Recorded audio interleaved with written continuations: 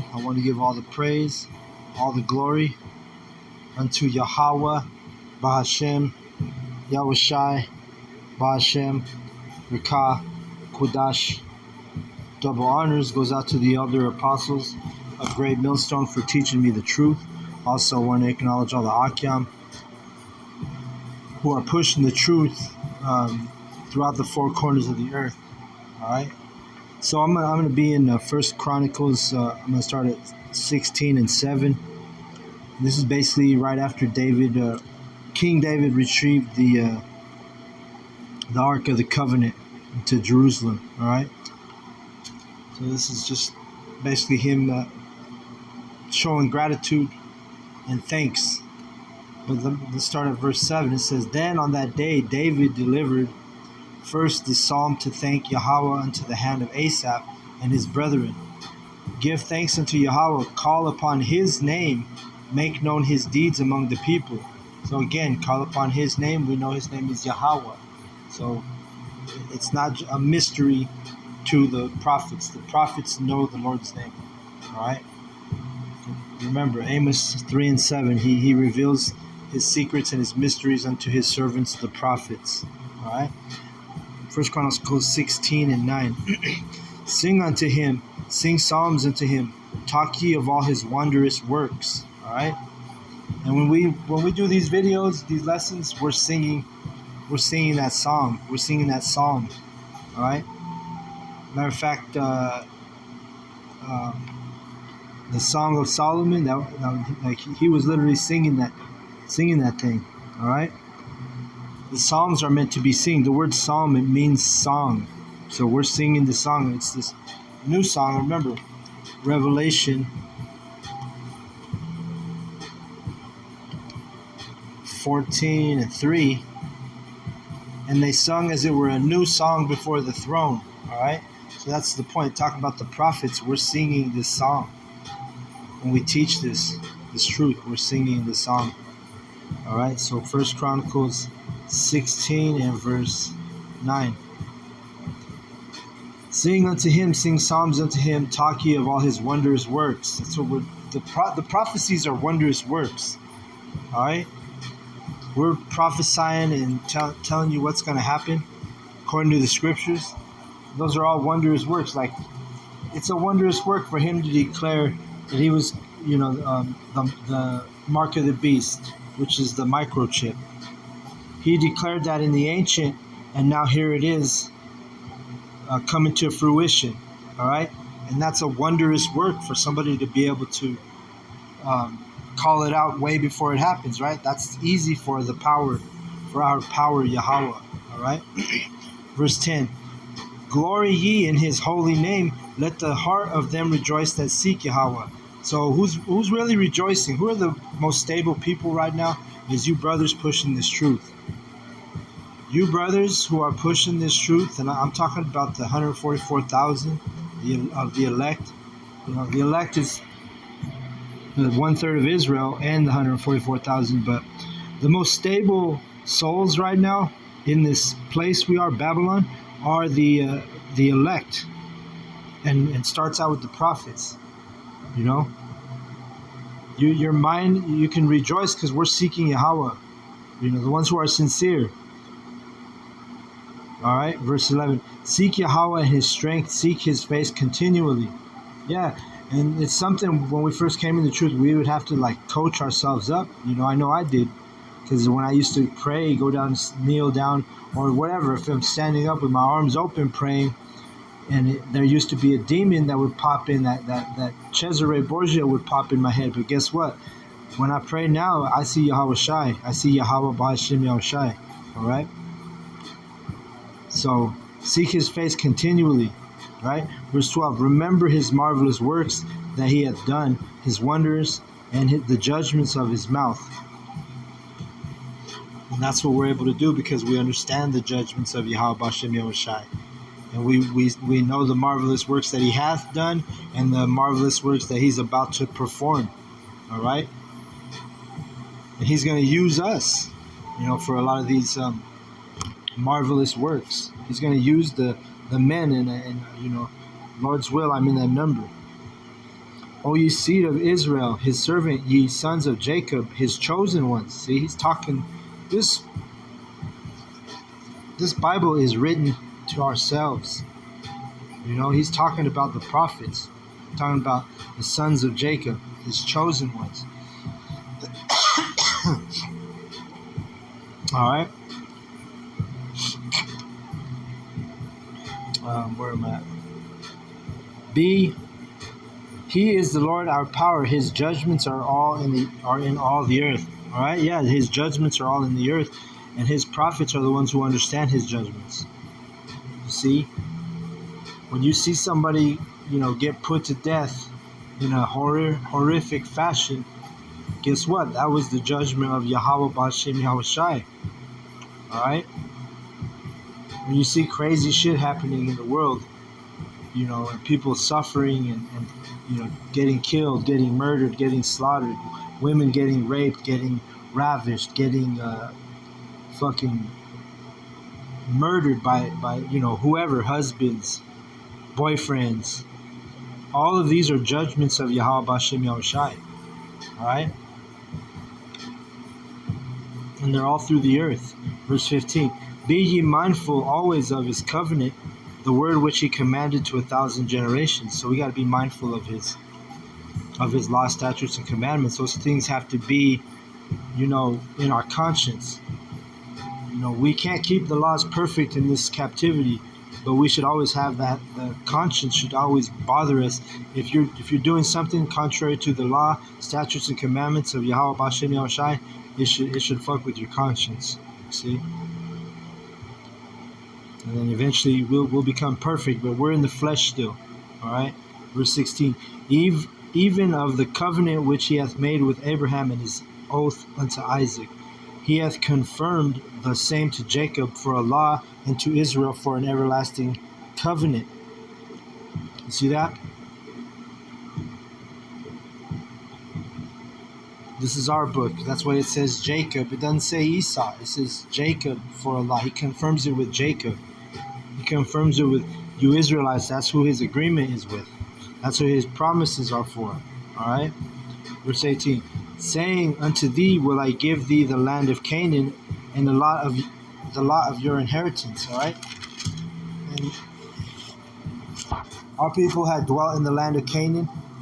And now, modern Canaan is actually Canada, the northern country of America, of the United States, is the land of Canada, but it goes back to Canaan. All right? So we're going to have, the whole world is made for our sakes, like it tells you in Esdras. But I'm just pointing that out. Verse 19, when ye were but few, even a few strangers in it, and when they went from nation to nation and from one kingdom to another people, he suffered no man to do them wrong. Yeah, he reproved kings for their sakes. Yeah, Yahawah B'Shem Yahushai have destroyed kings and kingdoms, and they've risen and fallen. And and really, yeah, he judges and he curses. He's got our people under the curses, but he gets down heavy on the heathen too. Look at ancient Egypt. Look at Pharaoh. Rose him up just to destroy him. Look at Nebuchadnezzar. He had him in an animal state of posture and mind. See, so he fucks up kings too, the heathen kings, and he's the one who's handling all this. All right, so that's why we got to fear Yahawah B'Shem Yahushai. All right, verse 22, saying, touch not mine anointed and do my prophets no harm. See. So that's actually a law. No one's supposed to touch the Lord's anointed and do his prophets no harm. And remember when King David, he had opportunities to kill his enemy Saul, who was in pursuit of him. And did he kill him? He did not. Because why? Because he knew David was a righteous man, and he wasn't going to kill the Lord's anointed king, even though Saul was trying to kill him. So how much more for these heathen and Esau and all these other different nations that are trying to, do his prophets harm, right? Let me get that real quick.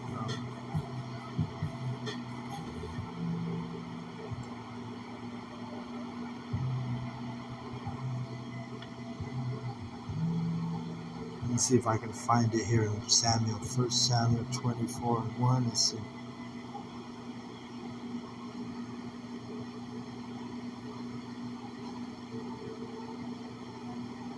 Okay, here it is. Boom. 1 Samuel 24.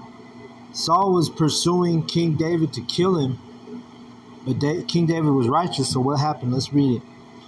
It says, "And the men of David said unto him, Behold, the day of which Yahawah said unto thee, Behold, I will deliver thine enemy into thine hand, that thou mayest do to him as it shall seem good unto thee. Then David arose and cut off the skirt of Saul's robe privily." So he did it in private, like he puts a little fear in Saul's heart. He just chopped off a portion of his garment, of his robe. He did it. He didn't do it to show off, or he didn't do it to embarrass Saul. He did it privily.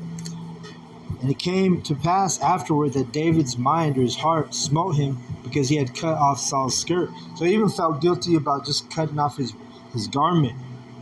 This is why you don't touch the Lord's anointed, because at that time, David was wise enough to know that Saul was the anointed of Yahawah at that time. But of course, David became the anointed afterwards. But this is the way David looked at it. Verse 6, "And he said unto his men, Yahawah forbid that I should do this thing unto my master, and Yahawah's anointed, to stretch forth mine hand against him, seeing he is the anointed of Yahawah." You see that? So, you have to have that wisdom.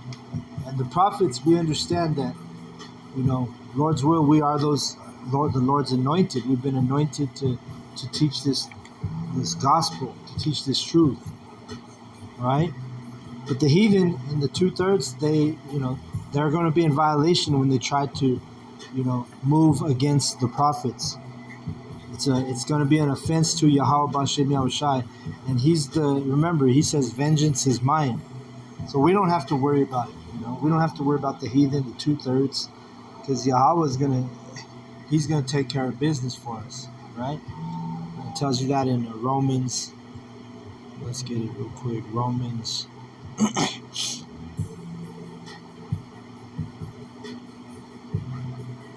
12 and 19, it says, "Dearly beloved, avenge not yourselves, but rather give place unto wrath, for it is written, Vengeance is mine, I will repay, saith Yahawah." See that? So we just got to keep moving, pushing this truth, pushing this knowledge. We don't got to get no vengeance on anybody, Yahawah B'Shem Yahushai is going to have vengeance on our enemies, all right?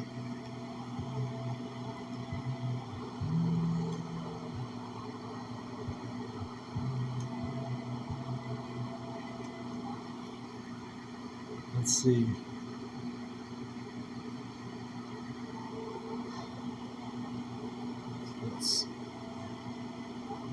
Well, I'll leave it at that. Let's go back to 1 Chronicles.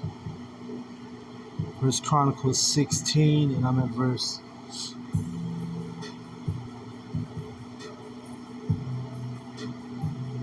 25. It says, "For great is Yahawah, and greatly to be praised." Oh, I'm sorry, I skipped one. Or no, I skipped a couple. I'm at 23. It says, "Sing unto Yahawah, all the earth, show forth from day to day his salvation." All right, so this is what we're doing. And all the earth is because his prophets are scattered in all the nations of the earth. Show forth from day to day his salvation. All right, and the salvation, we teach the salvation. There's at least one prophet teaching about salvation 24/7 on the internet, right? And salvation deals with the chariots and the lake of fire, and America being destroyed, and his elect being abducted by what you call UFOs or chariots. See, Christians don't even know what salvation is. Verse 24, "Declare his glory among the heathen, his marvelous works among all nations." And that's what his prophets do. We've been set up, and we declare his glory among the heathen and among the 2/3 and among the elect. We're out here showing our people their transgressions, teaching our people the truth. For great is Yahawah and greatly to be praised. He also is to be feared above all gods, above all powers. So you can't be fearing nothing except for Yahawah B'Shem Yahushai. You know, you don't fear Esau, Edom, the so-called white man. You don't fear the heathen. You don't fear, these men. A lot of these men fear their women because they're afraid to lose their women. No, you got to fear Yahawah B'Shem Yahushai. All right? That's the only entities that we need to fear. Or I should say Yahawah. We fear Yahawah. And we honor and glorify Yahawah B'Shem Yahushai. All right? And the fear of the Lord is the beginning of wisdom. So it's a domino effect, you see. Verse 26, for all the gods of the people are idols, but Yahawah made the heavens. All right, so the other gods, these other powers, these fake false gods, these fake idols, they don't mean nothing. They can't speak, they can't smell, they can't drink, they can't eat, they can't do anything. So compared to our power, Yahawah, hey, He created the heavens. All right, these other false, idols, they haven't done anything. That's why they're called false idols. They just, if it's a statue and people are praying to it, that's a stupid thing to do. Because what if that statue falls over, it can't even pick itself up. And that's what the Lord compares these idols to. They're useless, useless items, or useless idolatry, vain. There's only one power, and that's Yahawah. All right? No, there's no arguing about it. There's no debate.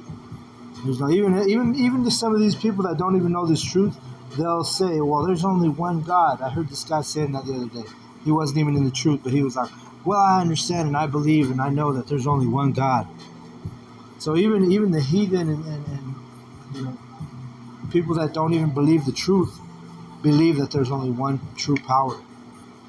But they have to be introduced by His prophets. We are the ones who introduce the heathen and the 2/3 to the true power, who are Yahawah B'Shem Yahushai. All right.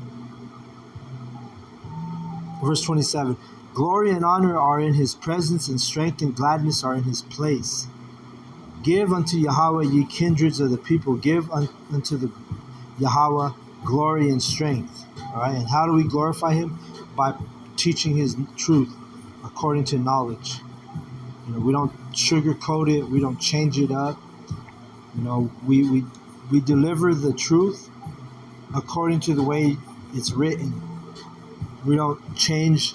We don't have gimmicks. We don't change up. We don't speak soft words just to make the people happy. No, we teach this truth with sound doctrine in mind. All right? Verse 29. Give unto Yahawah the glory due unto His name. Bring an offering and come before Him. Worship Yahawah in the beauty of holiness. All right, so the beauty of holiness is being separate. You got to separate yourself from this world. Holiness, that's what it means, to be set apart, separate. And we give the glory unto His name, showing you again how important His name is. And who are these people that are so stupid and ignorant to say that nobody knows the name? We know the names. Now it's time to, that's what separates us, knowing the name, because only the elect are going to praise His name, right? And I bring this out a lot, but it's because it's important, and it's really, you gotta know the Lord's name. And the elect shall praise His holy name, okay? And every time I read that, it's just plain and simple. The elect are going to be praising His holy name. The elect are going to be made holy, meaning separate. All right? We separate ourselves from the heathen, from the 2/3, because the heathen and the 2/3 are not praising His holy name. All right? 1 Chronicles 16.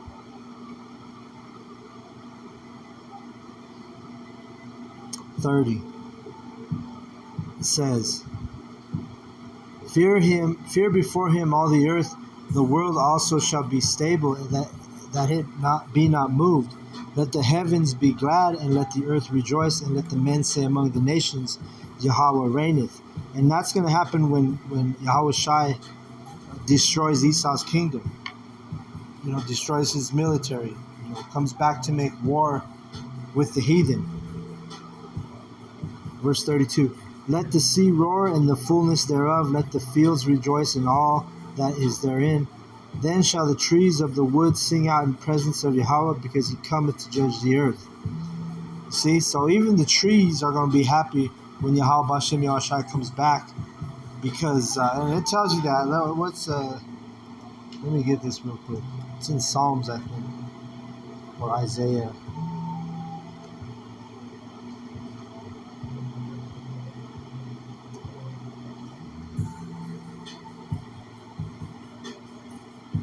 Yeah, Isaiah 14, because the trees are going to be happy when Esau Edom is eliminated.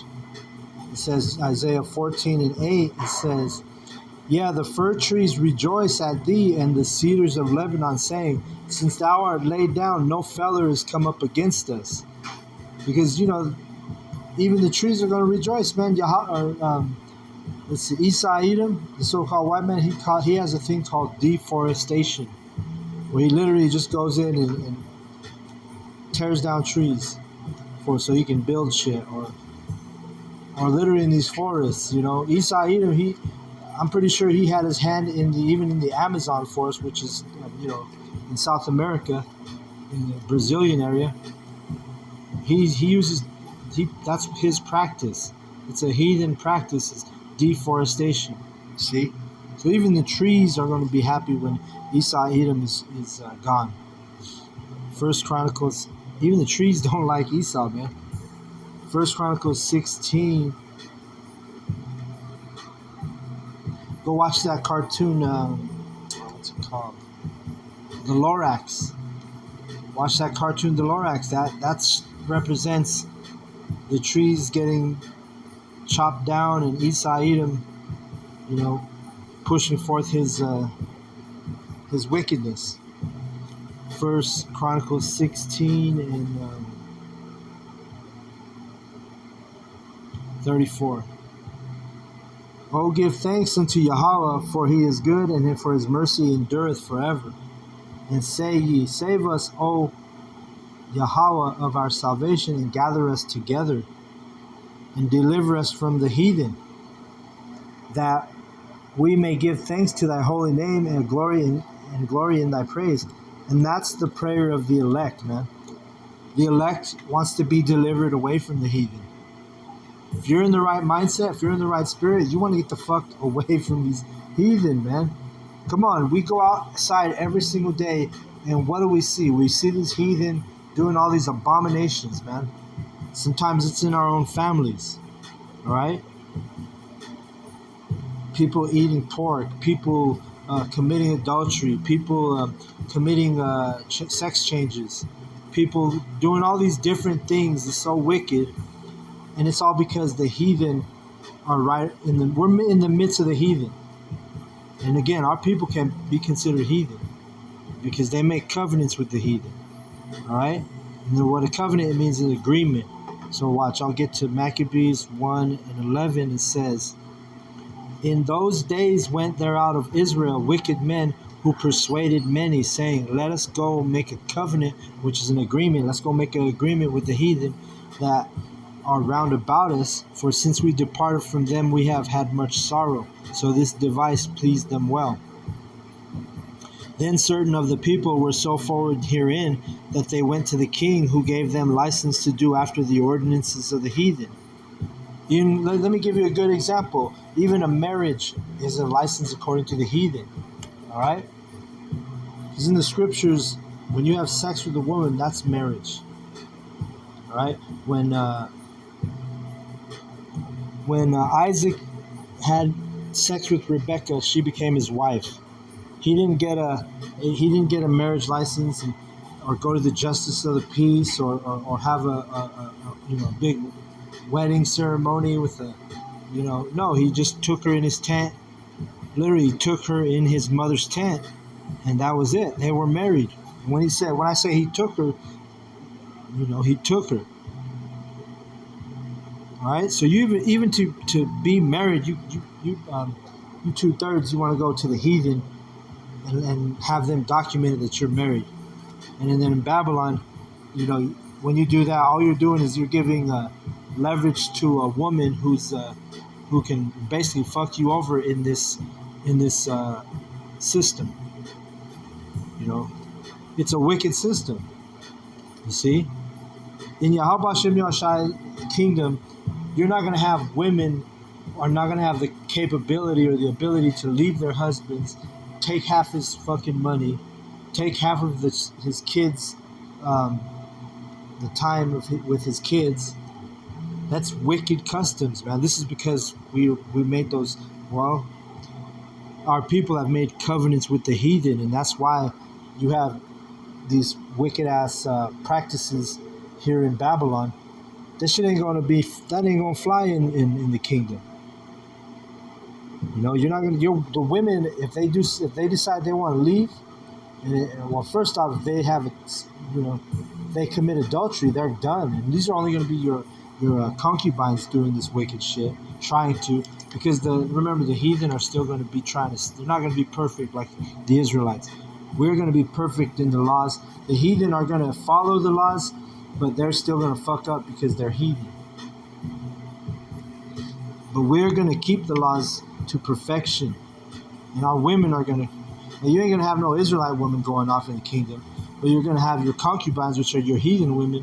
They may fuck around and get dealt with according to the law. See? Let me go back to 1 Chronicles 16.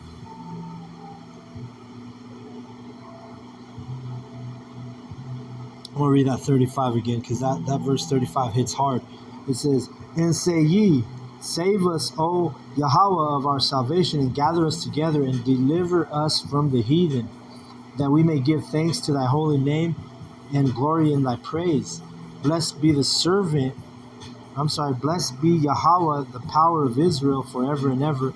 And all the people said amen and praised Yahawah. You see that? And just remember, this is right after David had brought the Ark of the Covenant back to Jerusalem. So he was kind of giving like a little shout out to Yahawah in this chapter. Verse 37, "So he left there before the ark of the covenant of the Lord Asaph and his brethren to minister before the ark continually, as every day's work required. And Obed-Edom with their brethren 68, Obed-Edom also the son of Jeduthun, and Hosa, to be porters." And a porter is like a luggage person. And that word Obed-Edom, I looked it up in the past, it means slave of Edom. So this dude was probably a Israelite who was, under some type of captivity or slavery in the land of Edom. All right, so they called him Obed-Edom. Verse 39, "And Zadok the priest and his brethren the priests before the tabernacle of Yahawah in the high place that was at Gibeon, to burn offerings unto Yahawah upon the altar of the burnt offering continually morning and evening, and to do according to all that is written in the law of Yahawah which he commanded Israel." So when King David was in this situation, he retrieved the Ark of the Covenant. Hey, he had our people on point. We were doing the sacrifices, we were keeping the Sabbaths, keeping the Passovers, keeping the high holy days. We were practicing in as good as you could in the flesh, right? And remember, King David wasn't under the heathen like we are, so he was able to keep the laws, better than we can now. Verse 41. "And with them Heman and Jeduthun and the rest that were chosen, who were expressed by name, to give thanks to Yahawah, because his mercy endureth forever." Right? Yeah, because it was a merciful thing for Yahawah to allow the Israelites to retrieve the Ark of the Covenant. "And with them Heman and Jeduthun, with trumpets and cymbals for those that should make a sound, and with musical instruments of the Most High, And the sons of Jeduthun were porters. And all the people departed, every man to his house, and David returned to bless his house. So it was a shout out. It was an act of gratitude from David to King David to basically, um, you know, set things in order. So I'm going to go ahead and close out on that, just through the Spirit. I hope it was edifying. I want to give all the praise, all the glory, all the honor unto Yahawah, Bahashem, Yahushai, Bahashem, Mekakodash. Double honors goes out to the elder apostles of Great Millstone for teaching me the truth. Also want to acknowledge all the Akyam who are pushing the truth with sincerity throughout the four corners of the earth. And shalom to the elect. Shalom, brothers. Keep enduring.